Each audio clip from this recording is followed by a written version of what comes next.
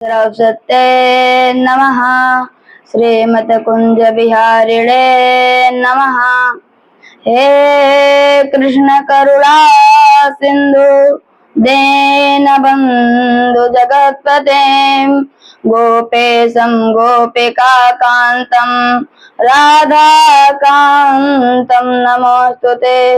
वंशे विभूषितकरान्नवनीरराभात् पीताम्बरधरुडबिम्बफलाधरोष्टात् पूर्णेन्दुसुन्दरमुखाधरबिन्दुनेत्रात् कृष्णात् परं किमपि दत्तमहं न जाने। नारायणं नमस्कृत्यं नरं चैव नरोत्तमं देवी सरस्वतीं व्यास ततो जयमुदीरयेत्। भक्ति भक्ति भगवन्त गुरु चतुर्थ नाम बपुए इनके पद बंधन किए नासे बेगनयने। बोले श्री वृंदावन बिहारी लाल की, श्री राधा रानी की, श्री यमुना महारानी की, श्रीमद् भागवत महापुराण की, श्री सुखदेव जी महाराज की, श्री हनुमान जी महाराज की, श्री सूत जी महाराज की। जय जय श्री राधे श्याम। आइए हम सभी लोग इस भगवत गीता में श्रीमद् भागवत में गोता लगाने के पूर्व अपने मन वाणी और अंतःकरण को विशुद्ध करने के लिए कुछ क्षण दिव्य भगवान नाम संकीर्तन का आश्रय लेते हैं। क्योंकि देखिए, इस घोर कलिकाल में अगर चित्त को शुद्ध करना है तो भगवान नाम संकीर्तन से उत्तम और कोई साधन नहीं है। तो स्वामी तुलसीदास जी कहते हैं, कल युग केवल नाम आधारा सुमेर सुमेर नर उतरे पारा। कलयुग में केवल भगवान का नाम ही आधार है। जो हम निरंतर भगवान का नाम जप करेंगे तो हमारा मन शुद्ध हो जाएगा और हृदय पवित्र हो जाएगा, और तो ठाकुर जी हमारे हृदय में स्वयं विराजमान हो जाएंगे। क्योंकि ठाकुर जी स्वयं कहते हैं, निर्मल मन जन सो मोह पावा मोह कपट छल छिद्र न भावा। जो ठाकुर जी स्वयं कहते हैं, जो निर्मल मन का होगा वही हमें प्राप्त कर सकता है, और जिसके अंदर छल छिद्र कपट अवगुण होगा उसे वो हमें नहीं अच्छे, वो हमें नहीं सुभाते हैं। तो आइए हम सभी लोग छल छिद्र कपट द्वेषण को छोड़ करके तन्मयता पूर्वक कर्तव्य ध्वनि का आश्रय लेकर के दिव्य भगवान नाम संकीर्तन का आनंद लेते हैं। श्री कृष्ण गोविंद हरे मुरारी, हे नाथ नारायण वासुदेवा। श्री कृष्ण गोविंद हरे मुरारी, हे नाथ नारायण वासुदेवा। श्री कृष्ण गोविंद हरे मुरारे, हे नाथ नारायण वासुदेवा। श्री कृष्ण गोविंद हरे मुरारे, हे नाथ नारायण वासुदेवा। हे नाथ नारायण वासुदेवा, हे नाथ नारायण वासुदेवा। हे नाथ नारायण वासुदेवा, हे नाथ नारायण वासुदेवा। श्री कृष्ण गोविंद हरे मुरारे, हे नाथ नारायण वासुदेवा। श्री कृष्ण गोविंद हरे मुरारे, हे नाथ नारायण वासुदेवा। बोले वृंदावन बिहारी लाल की। निखिल है प्रत्यय परम परम ब्रह्मा परमेश्वर सच्चिदानंद विग्रह लमार मधुर सिंधु अनंत कोटि कल्याण गुणगण सिंधु परमानंद कंद जिन मूर्ति भक्त वत्सल शरणागत वत्सल दीन बंधु दया सिंधु कृपा सिंधु नंद नंदनम श्याम सुंदर एवं श्री विश्वान मंदिर श्री राधा रानी के महते करुणा कृपा से हम सभी लोग जीवन का सर्वोत्कृष्ट उपलब्धि सत्संग श्रीमद् भागवत से श्रवण कर रहे हैं। यह श्री ठाकुर जी की हम सब पर अहेतुक विशेष करुणा कृपा का ही फल है जो इतनी सहजता और सरलता से हम श्रीमद् भागवत श्रवण कर रहे हैं। आइए हम लोग सत्संग की महिमा, सत्संग का शास्त्रों में बहुत ही महिमा है। सत्संग एक ऐसा साधन है जिसके द्वारा अज्ञान का नाश हो जाता है और विवेक उत्पन्न हो जाता है।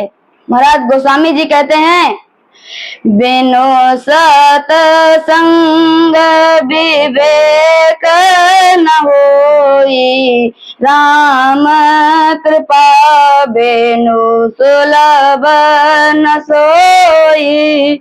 बिना सत्संग के विवेक की प्राप्ति नहीं होती है और सत्संग बिना ठाकुर जी के कृपा से प्राप्त नहीं होता है, संभव नहीं है। बिना ठाकुर जी की कृपा से सत्संग संभव नहीं है।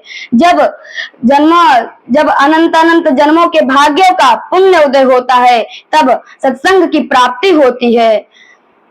कहते हैं गोस्वामी जी, कहते हैं भाग्योदय न बहुजन्म समर्जिते न सत्संगम चलबते पुरुषो यदा वै अज्ञान हेतु कृतमोह मदान्तकारा नासं विदाहि तदोदयते विवेकः।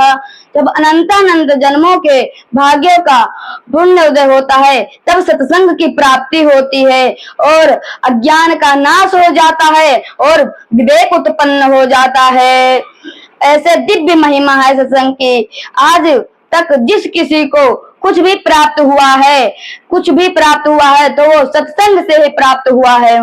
क्योंकि गोस्वामी जी कहते हैं, मति कीरति गति भूति भलाई, जब जेहि जतन जहाँ जेहि पाई, सो जानब सत संग प्रभाव लोका वेदना आन उपावु। बुद्धि कीर्ति यश गुण आदि जिस किसी व्यक्ति में भी दिखाई दे तो समझना चाहिए वह सत्संग से ही प्राप्त हुआ है, उसे सत्संग से प्राप्त हुआ है उसको। इसलिए चाहिए वह सत्संग से ही प्राप्त हुआ है। सत्संग की महिमा का एक उदाहरण है।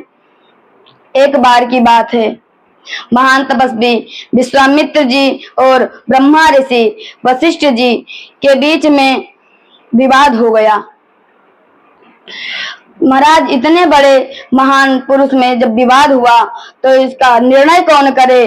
तो ये दोनों लोग पाताल लोग जा पहुंचे शेष भगवान के पास और बोले, महाराज हमें ये बताइए, ये अपने विश्वामित्र जी महाराज तपस्या को श्रेष्ठ मानते हैं और श्री वशिष्ठ जी महाराज सत्संग को श्रेष्ठ मानते हैं। महाराज इसी में विवाद हुआ और शेष भगवान के पास पहुंचे जा करके दोनों लोग पहुंचे और वहां पे शेष भगवान उनका सत्कार किए और आगमन का कारण पूछे। तो दोनों लोग अपना आगमन का कारण बताए और बोले, भूरी भार भरा कृत्यम होने के कारण मैं अभी कुछ कह नहीं सकता। आप दोनों इस पृथ्वी को जो धारण करे फिर मैं सोच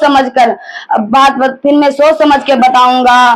तो विश्वामित्र जी अपने मस्तक पर पृथ्वी को धारण किए और वह मूर्छित हो गए और जब वशिष्ठ जी अपने मस्तक पर पृथ्वी धारण किए तो वह विचलित नहीं हुए।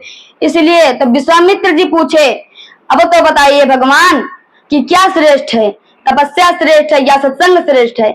तो बताए शेष भगवान कि अब तो निर्णय हो ही गया, आप अपने तपोबल के ऊपर इस पृथ्वी को धारण नहीं कर पाए और वशिष्ठ जी सत्संग के माध्यम से इस पृथ्वी को धारण कर लिए, इस पृथ्वी को धारण कर लिए। इसीलिए ये सत्संग ही श्रेष्ठ है, सत्संग ही श्रेष्ठ है। सिद्ध हुआ भगवान के जो भक्त हैं वो तो सत्संग को छोड़कर मोक्ष भी नहीं चाहते हैं।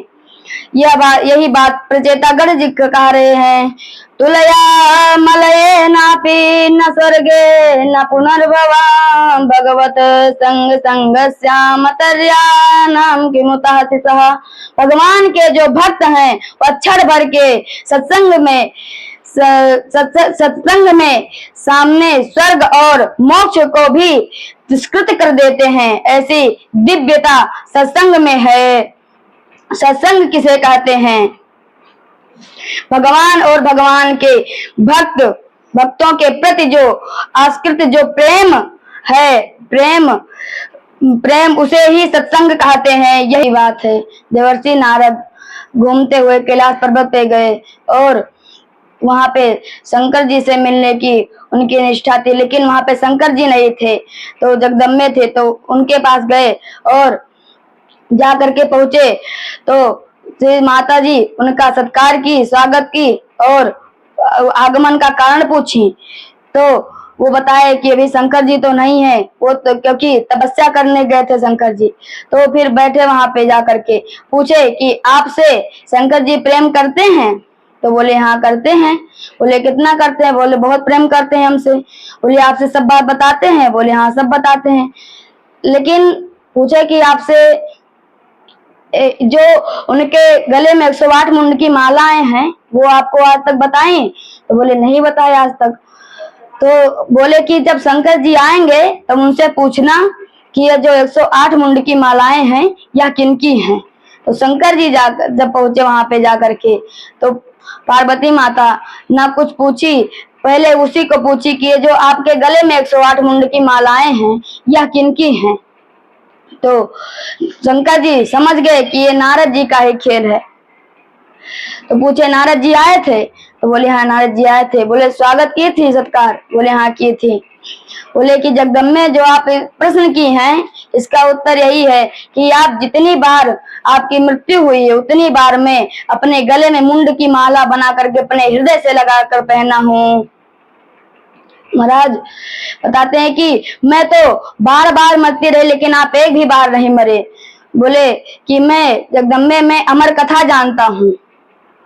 तो बोले अमर कथा हमें भी बताइए, हम भी अमर हो जाएंगे, हम भी नहीं मरेंगे। तो बोले कि तो ठीक है पार्वती। तो बोले ठीक है। पार्वती ने कहा कि स्वामी नाथ मुझे भी यह अमर कथा सुनाई दीजिए, फिर अमर हो जाऊंगी। भगवान बोले हाँ तो वही तुम अमर कथा सुनाऊंगा।